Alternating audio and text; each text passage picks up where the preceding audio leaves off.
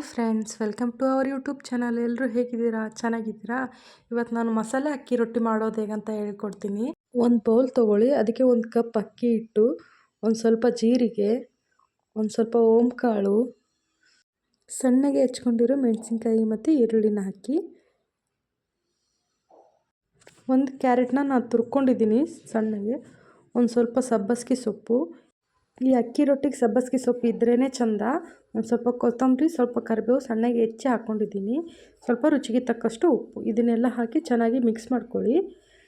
ನೀವು ಬೇಕಾದರೂ ಮೊಸರು ಕೂಡ ಹಾಕ್ಬೋದು. ಒಬ್ಬೊಬ್ಬರು ಮೊಸರು ಹಾಕ್ತಾರೆ, ನಾನು ಮೊಸರು ಹಾಕಿಲ್ಲ. ನೀವು ಬೇರೆ ತರಕಾರಿ ಬೇಕಾದರೂ ಹಾಕ್ಬೋದು. ಸೌತೆಕಾಯಿ ಹಾಕ್ಬೋದು, ಕ್ಯಾಬೇಜ್ ಹಾಕ್ಬೋದು. ಅದನ್ನೆಲ್ಲ ಹಾಕಿ ಮಾಡಿದ್ರೂ ಚೆನ್ನಾಗಾಗುತ್ತೆ.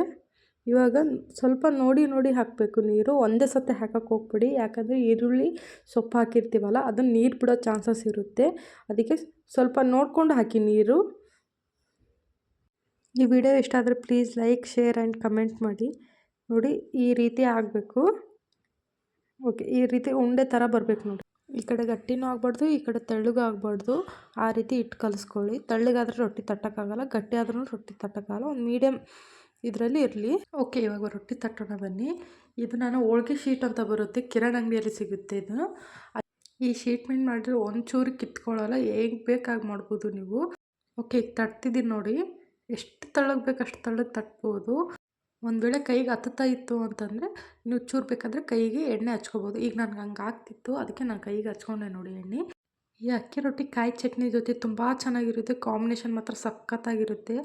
ಯಾರಾದರೂ ನನ್ನ ಚಾನಲ್ನ ಸಬ್ಸ್ಕ್ರೈಬ್ ಮಾಡದೆ ನೋಡ್ತಿದ್ರೆ ಪ್ಲೀಸ್ ಸಬ್ಸ್ಕ್ರೈಬ್ ಮಾಡ್ಕೊಳ್ಳಿ. ಒಂದು ಸತಿ ನೀವು ಮನೆಯಲ್ಲಿ ಟ್ರೈ ಮಾಡಿ ನೋಡಿ ಯಾವ ಥರ ಬರುತ್ತೆ ಅಂತ ನನಗೆ ಹೇಳಿ. ನಾವು ತರಕಾರಿಗಳನ್ನ ಎಷ್ಟು ಚೆನ್ನಾಗಿ ಸಣ್ಣಗೆ ಹೆಚ್ಕೊತೀವಲ್ಲ ಅಷ್ಟು ಚೆನ್ನಾಗಿ ತಟ್ಟಕ್ಕೆ ಬರೋದು.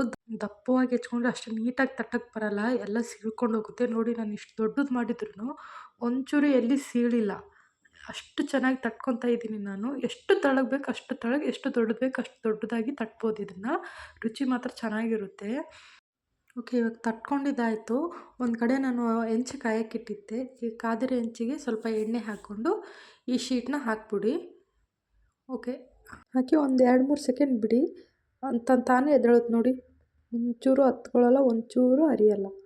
ಎಷ್ಟು ಸಲೀಸಾಗಿ ಎತ್ಕೊಂತು. ಇವಾಗ ಮೇಲೆ ಸ್ವಲ್ಪ ಎಣ್ಣೆ ಹಾಕಿ ಮೀಡಿಯಮ್ ಫ್ಲೇಮಲ್ಲಿ ಚೆನ್ನಾಗಿ ಬೇಯಿಸ್ಕೊಳ್ಳಿ. ದಿನಾಲು ಜೋಳದ ರೊಟ್ಟಿ ಚಪಾತಿ ತಿಂದು ಬೇಜಾರಾಗಿದ್ದರೆ ಈ ಥರ ಒಂದು ಸತಿ ಮಾಡ್ಕೊಂಡು ತಿಂದು ನೋಡಿ, ಚೆನ್ನಾಗಿರುತ್ತೆ. ಚಿಕ್ಕ ಮಕ್ಕಳು ತರಕಾರಿ ತಿನ್ನಲ್ಲ ಅಂತಾರಲ್ಲ, ಈ ಥರ ಕಲರ್ಫುಲ್ಲಾಗಿ ಮಾಡ್ಕೊಳ್ಳಿ. ಅದರಲ್ಲೆಲ್ಲ ತರಕಾರಿ ಎಲ್ಲ ಇರುತ್ತಲ್ಲ, ಆರಾಮಾಗಿ ತಿನ್ಕೊತಾರೆ. ಓಕೆ, ಈಗ ಆಯಿತು. ನಾನು ಒಂದು ಪ್ಲೇಟಿಗೆ ಎತ್ಕೊತಾ ಇದ್ದೀನಿ. ರೆಡಿ ಟು ಈಟ್ ಅಕ್ಕಿ ರೊಟ್ಟಿ ಆ್ಯಂಡ್ ಕಾಯಿ chutney. Thank you for watching.